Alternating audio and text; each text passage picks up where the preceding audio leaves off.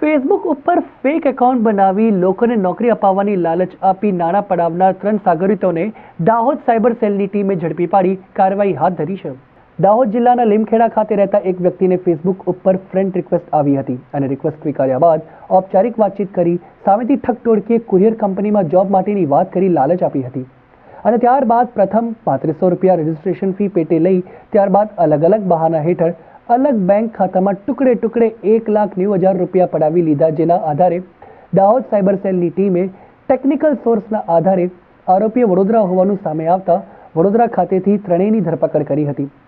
3 આરોપીમાં prince Barot અને અરવિંદ ભુરિયા બંને દાહોદ જિલ્લાના લીમખેડાના રહેવાસી અને અમિત પ્રજાપતિ ગોધરાનો રહેવાસી હોવાનું સામે આવ્યું હતું અને આ ત્રણેય મળીને વડોદરાથી આખું નેટવર્ક ચલાવતા હતા, જેમાં ફેસબુક એકાઉન્ટ બનાવી લોકો સાથે પરિચય કેળવતા અને બેરોજગાર લોકોને નોકરીની લાલચમાં ફસાવી અલગ અલગ રીતે નાણાં પડાવી લઈ મોબાઈલ નંબર બદલી નાખતા હતા.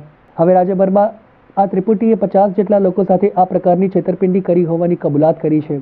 HAL પોલીસ દ્વારા વધુ તપાસ હાથ ધરવામાં આવી છે. આ ગુનાના ટેકનિકલ એનાલિસિસ પરથી 3 આરોપીઓની ધરપકડ કરવામાં આવી છે અને આ મોડ્યુલ સંપૂર્ણપણે દાહોદના જ 2 નાગરિકો આરોપી તરીકે પકડાયા છે. પ્રિન્સ બારોટ જે દાહોદ રોડ લીમખેડાનો વતની છે અને અરવિંદ ભુરિયા જે અંબાબોર ફળિયા લીમખેડાનો વતની છે અને ત્રીજો આરોપી જે છે અમિત નટુભાઈ પ્રજાપતિ જે ભુરાવાવ ગોધરાનો વતની છે.